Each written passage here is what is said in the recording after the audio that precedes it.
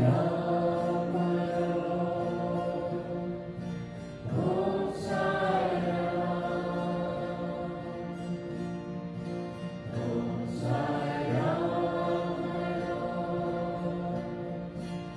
Sai Ram, we are here with Nutan.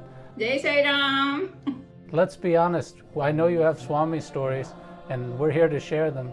So I'm going to turn it over to you and let you run with it. Let us know some fun thing or some interesting story that's happened to you in your life with Swami. Yeah, I came in his fold long back in the year 95, but on the way I have had plenty of stories, but one which I would love to share is about cancer. And there is a background to that. When I was living in India, in Mumbai, there was this house and one auntie where her Vibhuti used to come in our house. And I would go to her house pretty often. And every time I looked at Swami's picture, the tears would start rolling my eyes. And I had no clue. And it went on for 1 year.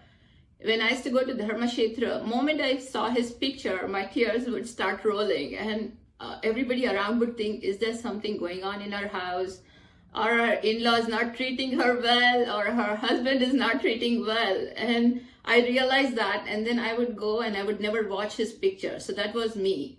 And once when I went to auntie's house and she told me, is there some problem in your house? I said, no, I just don't look at him because I just cry and everybody has a wrong impression, while my in-laws and my husband, both of them are gem of people, so I don't need to cry for anything, but I just can't control it.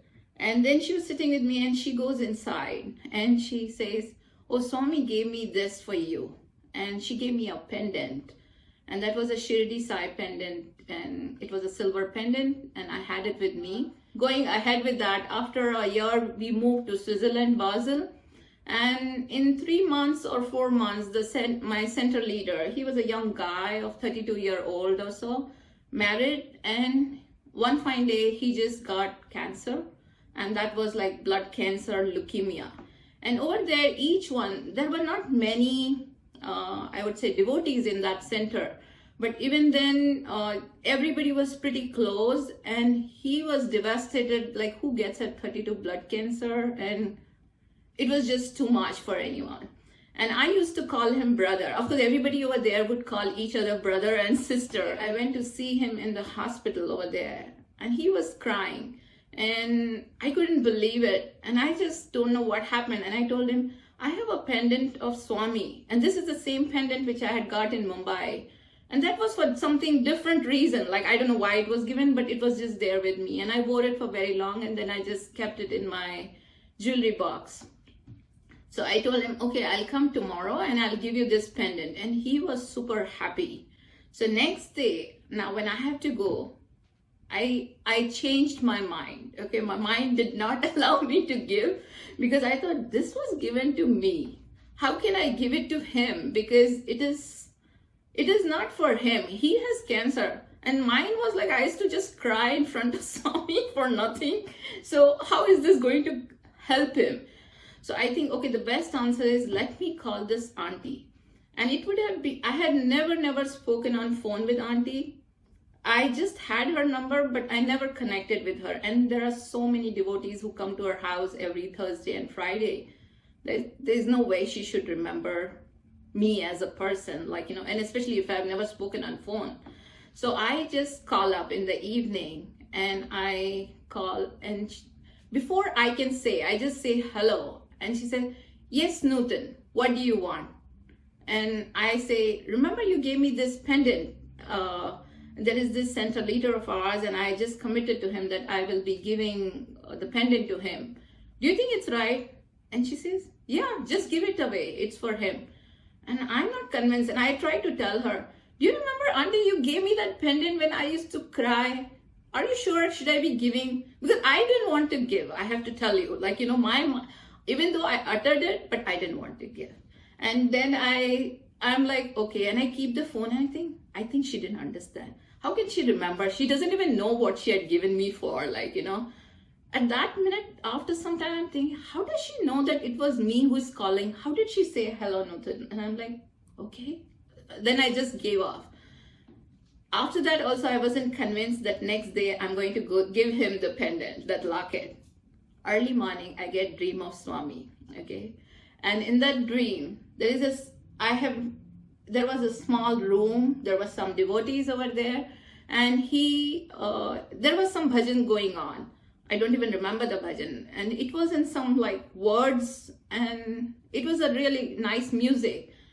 And he asked me, hey, did you listen to the bhajan? I said, yeah. Did you understand?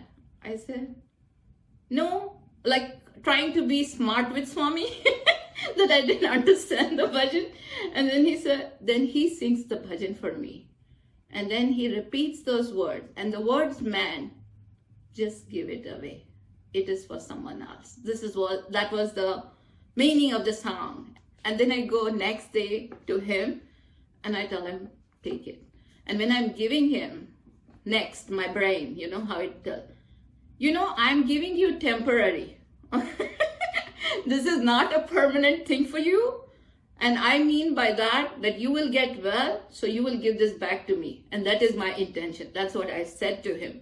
And then he came out of it.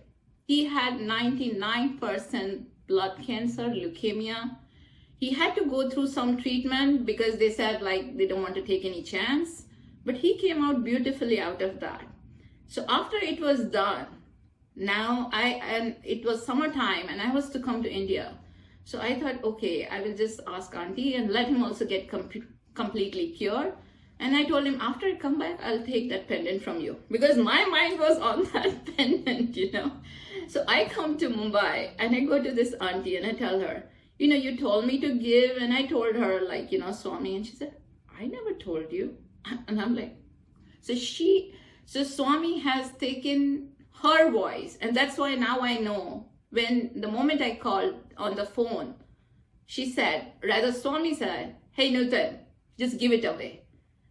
So he had to take somebody's voice, and now when I think back, it just, I can yet feel goosebumps on my hand thinking about it, that he had to take her voice to tell me that. And that was a great incident for me. Like, I can never forget that. And then when I go there, I ask her, and she says, Nutan, just wait for 3-4 months. And I'm like, okay. Now I'm fine. Like, she has told me, she said, okay, I did not tell you then, but now I'm telling you, just wait for 3-4 months. And I said, okay, fine. When I come back in August, he was going through at that time, unfortunately, with a divorce. It just happened like through the process. And he was really let down at that time and he didn't know what to do. So he said, after, I think it was Swami's birthday, he said, I'll be going to Parthi. And I'll come back from Parthi and meet you. And I said, okay. So in my mind, yet I'm thinking of the pendant, right? And I thought maybe that's the reason this auntie told me not to take it from him right now. He needs it because he was going through the divorce. Like imagine a person going through a cancer and then going through a divorce. It's a very big thing. And I thought maybe she knew it like now. That's why she didn't allow me to take it from him. So he comes to my house one day and he says, I want to book tickets to Parthi and I'll be coming back on so-and-so day. And he used to love, I used to cook some food, so he used to love that. And coincidentally, I had cooked that vegetable and he was enjoying. And I told him, yeah, just go in my computer room and book the tickets. And when he booked the tickets, he told me the day he's going and the day he's coming. So I thought, okay, let him take it with him. Once he comes back, I will take then the pendant, because by the my brain was stuck on that pendant, I have to tell you. Very bad of me, but that was me.